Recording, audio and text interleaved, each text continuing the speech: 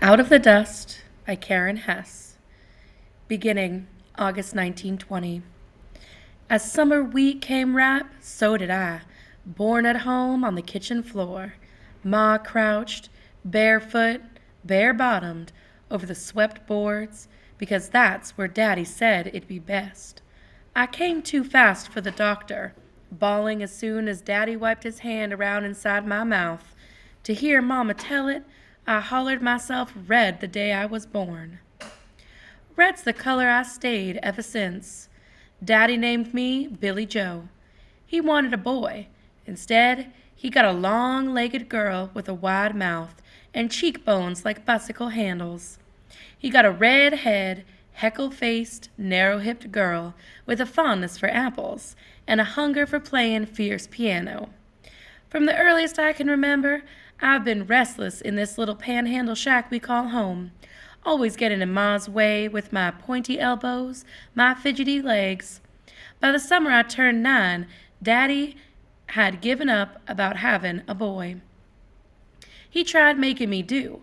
I look just like him. I can handle myself most everywhere he puts me, even on the tractor, though I don't like that much. Ma tried having other babies. It never seemed to go right, except with me. But this morning, Ma let on as how she's expecting again. Other than the 3 of us, there's not much family to speak of. Daddy, the only boy Kelby left, since Grandpa died from a cancer that ate up most of his skin, and Aunt Ellis, almost 14 years older than Daddy, and lived in Lubbock, a ways south of here, and a whole world apart, to hear Daddy tell it. And Ma, with only Great-Uncle Floyd, old as ancient Indian bones, and mean as a rattler, rotting away in that room down in Dallas.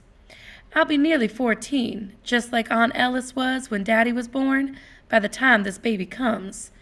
Wonder if Daddy'll get his boy this time. January 1934. Rabbit Battles. Mr. Noble and Mr. Romney have a bet going as to who can kill the most rabbits. It all started at Rabbit Drive last Monday, over to Sturgis, when Mr. Noble got himself worked up about the damage done to his crop by jacks. Mr. Romney swore he'd had more rabbit trouble than anyone in Cimarron County. They pledged revenge on the rabbit population, wagering who could kill more. They ought to just shut up, betting on how many rabbits they can kill. Honestly, grown men clubbing bunnies to death makes me sick to my stomach. I know rabbits eat what they shouldn't, especially this time of year when they could hop away halfway to Liberal and still not find food.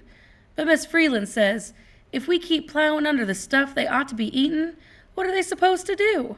Mr. Noble and Mr. Romney come home from Sturgis Monday with 20 rabbits apiece. A tie. It should have stopped there. But Mr. Romney wasn't satisfied. He said, Noble cheated. He brought in rabbits somebody else killed. And so the contest goes on. Those men, they used to be friends. Now they can't be civil with each other. They scowl as they pass on the street. I'm scowling too, but scowling won't bring back the rabbits, or bring the rabbits back. They're all skinned and cooked and eaten by now. At least they didn't end up in Romney and Noble's cookpots. They went to families that needed the meat. January 1934. Losing Livy. Livy Killian moved away. I didn't want her to go. We'd be friends since first grade. The farewell party was Thursday night at the Old Rock Schoolhouse. Livy had something to tease each of us about, like Ray sleeping through his reading class, and Hillary, who on her own speed writing test put an even ton of children instead of an even 10. Livy said goodbye to each of us separately. She gave me a picture she'd made of me sitting in front of a piano, wearing my straw hat, an apple halfway to my mouth. I handed Livy the memory book we'd all filled with our different slants. I couldn't get the muscles in my throat relaxed enough to tell her how much I miss her. Livy helped clean up her own party, wiping spilled lemonade, gathering sandwich crusts, sweeping cookie crumbs from the floor, while the rest of us went home to study for semester reviews. Now Livy's gone west, out of the dust, on her way to California, where the wind takes a rest sometimes, and I'm wondering what kind of friend I am, wanting my feet on that road to another place instead of Livy's. January 1934. Me and Mad Dog. Arlie Wanderdale, who teaches music once a week at our school, though Ma says he's no teacher at all, just a local song plugger. Arlie Wanderdale asked if I'd like to play a piano solo at the Palace Theater on Wednesday night. I grinned, pleased to be asked, and said, "That'd be all right." I didn't know if Ma would let me. She's an old mule on the subject of my schooling. She says, "You stay home on the weeknights, Billy Joe, and mostly that's what I do." But Arlie Wanderdale said, "The management asked me to bring them a talent, Billy Joe, and I thought of you." Me and Mad Dog. Even before Mad Dog Craddock, I wondered. Arlie Wanderdale said, "Darn that blue-eyed boy with his fine face and his smooth voice, twice as good as a plowboy has any right to be." I suspected Mad Dog had come first to Arlie Wanderdale's mind, but I didn't get too riled. Not so riled I couldn't say yes. January 1934. Permission to play. Sometimes, when Ma's busy in the kitchen or scrubbing or doing wash, I can ask her something in such a way I annoy her just enough to get an answer, but not so much I get a no. That's a way I've found of gaining what I want, by catching Ma off guard, especially when I'm after permission to play piano. Right out asking her is no good. She always gets testy about me playing, even though she's the one who truly taught me. Anyway, this time I caught her in the slow stirring of biscuits. Her mind on other things, maybe the baby growing inside her. I don't know, but anyhow, she was distracted enough, and I was determined enough. This time, I got to play what I wanted. Permission to play at the Palace. January 1934. On stage. When I point my fingers at the keys, the music springs straight out of me. Right hand notes as sharp as tongues, telling stories while the smooth, buttery rhythms back me up on the left. Folks sway in the palace aisles, grinning and stomping and out of breath, and the rest eyes shining, fingers snapping, feet tapping. It's the best I ever felt, playing hot piano, sizzling with a Mad Dog, swinging with the Black Mesa boys, or on my own. Crazy. I've ever felt, sizzling with swinging with the Black Mesa boys. Crazy. Pestering the keys. That is heaven. Playing piano can be. January 1934. Birthday for FDR. I played so well on Wednesday night, Arlie put his arm across my shoulder and asked me to come and perform at the President's birthday ball. Ma can't say no to this one. It's for President Roosevelt. Not that Mr. Roosevelt will actually be there, but the money collected at the ball, along with the balls all over the country, will go into the President's name to the Warm Springs Foundation, where Mr. Roosevelt stayed once when he was sick. Someday, I plan to play for President Franklin Delano Roosevelt himself. Maybe I'll go all the way to the White House in Washington, D.C. In the meantime, it's pretty nice Arlie asking me to play twice for Joy City. January 1934. Not too much to ask. We haven't had a good crop in 3 years, not since the bounty of '31, and we're all whittled down to the bone these days, even Ma with her new round belly, but still, when the committee came asking, Ma donated 3 jars of applesauce and some cured pork and a feed sack nightie she'd sewn for our coming baby. February 1934. Mr. Hardley's money handling. It was Daddy's birthday, and Ma decided to bake him a cake. There wasn't money enough for anything like a real present. Ma sent me to fetch the extras with 50 cents she'd be handing away. Don't go to Joy City, Billy, she said. You can get what we need down at Hardley's store. I slipped the coins into my sweater pocket, the pocket without the hole, thinking about how many sheets of new music 50 cents would buy. Mr. Hardley glared when the Wonder Bread door banged shut behind me. He squinted as I creaked across the wooden floor. Mr. Hardley was in the habit of charging too much for his stale food, and he made bad change when he thought he could get away with it.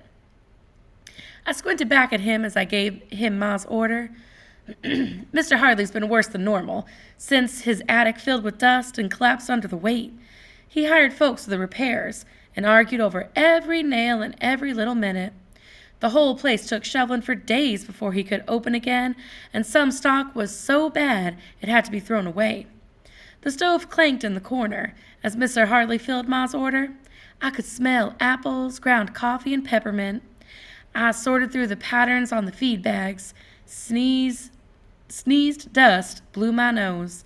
When Mr. Hartley finished sacking my things, I paid the bill and, tucking the list in my pocket along with the change, hurried home, so Ma could bake the cake before Daddy came in.